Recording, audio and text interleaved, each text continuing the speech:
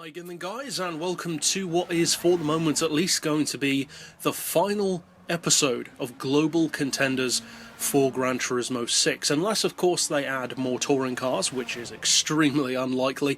But this is one of the series that we've done which I would say has a pretty good chance of returning for Gran Turismo Sport, because that game is, of course, as you can see from the trailers and from even playing the game, that it is very geared towards motorsport.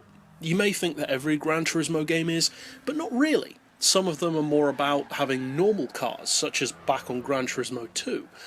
Gran Turismo Sport, though, is much more focused towards racing, with very few road cars in comparison. At least that's the way it's looking at the moment.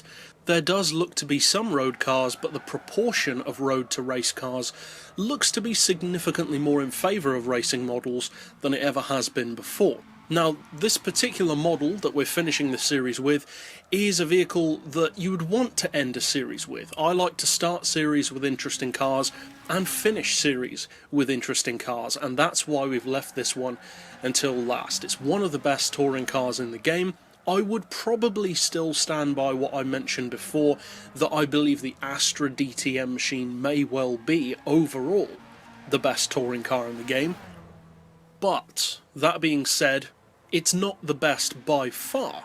I would say it's the best by a small margin. The Mercedes is also excellent, and this car is also. Now, the A4 DTM is actually my preferred Audi touring car. I vastly prefer that vehicle because, as far as the DTM cars on Gran Turismo go, that is a completely different model. It's gone from where the DTM machines were based on coupes to the newer style of sedans, and that's actually my favourite generation of DTM cars. I loved it when you had the Vectra, the C-Class and the A4 going head to head in the sedan DTM racing of around the mid-2000s-ish, and that kind of race car isn't really featured on Gran Turismo. The A4 is the only one that you've got.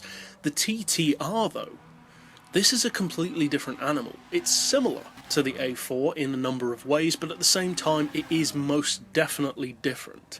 Now, when you first see this car in the dealership, it does have a couple of things which can seem to be very close to the A4.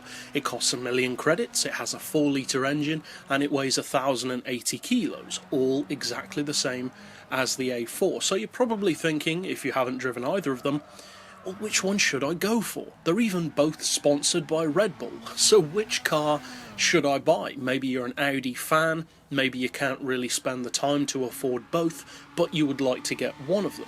Which one should you get?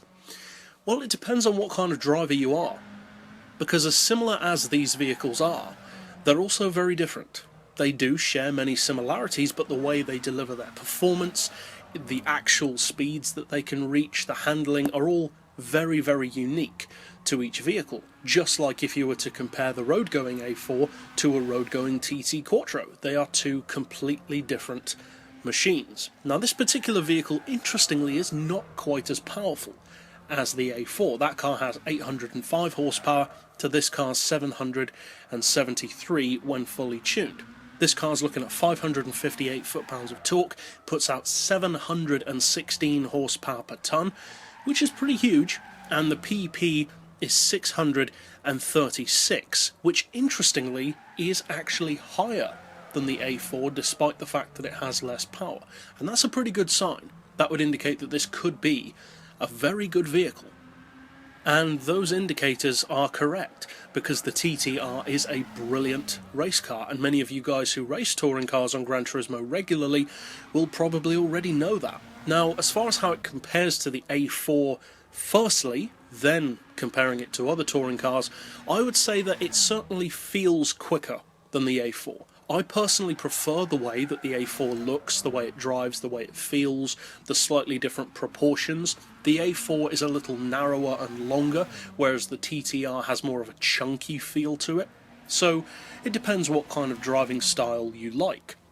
As far as the actual handling of the car and how beginner friendly it is, how much attitude the car has, how much feedback it gives you, I would say that the TT-R is better in that regard. It's more relaxed, you get more driver feedback, and it feels like you can just get a bit more of a flow going with the TT-R, whereas with the A4 it feels a little more clinical, a little bit more aggressive, less forgiving even. Now, that being said, of course, the A4 is still a great touring car. I love that machine. But the TT-R is probably, for most people, I would say, the car that if they were to drive both, they would probably prefer. Because the A4 has a very distinctive feel to its handling in particular, and that feel that it has, I don't think is inclusive. It's not the kind of car that everyone will love. Some people will love it, such as myself. Other people really won't. Other people will think, I wish I hadn't bought this because the handling just doesn't suit me. With the TT-R, that's not really a problem. The TT-R is a little bit more like the Mercedes CLK or the Astra. It's a bit more inclusive. And that single component of this car's personality, if you will, I would say is its probably strongest point. It's an endearing car to drive. The TT Quattro is a very popular road car anyway. And there's a good reason for that. It's a good all-round performance car. So when you turn that into a racing vehicle, there's a pretty good chance that that will translate over. And in the case of this car, it definitely does. This is a brilliant touring car. In a straight line, you're looking at very similar performance to the Astra. Not necessarily quite as quick top end as the Mercedes CLK, but then again, what is? As far as handling, I would say it's definitely more forgiving than the Astra, though not necessarily quicker. The lap times of the Astra would probably, if you push them both to their limits, be quicker. But still, the Audi is not slow at all. The Audi could give the Mercedes in particular a fantastic run for its money around most tracks, and despite the fact that it does have less power than some of those other rivals, what it does with the numbers that it's got to work with really endears you to the car. That is the word that I would use to describe the TT-R. It's an endearing race car. It's not aggressive, it's not difficult to drive, it's just a joy to work with. And what better way to round out the series? So, I would definitely recommend checking out this car, especially, of course, if you're a touring car fan. And of the two Audis, if you can only buy one, I think for most people, I would probably recommend this one, though my personal favourite would still be the A4. But that's it overall for this episode. I'll see you guys next time in a different series, and for now, as always, thanks for watching.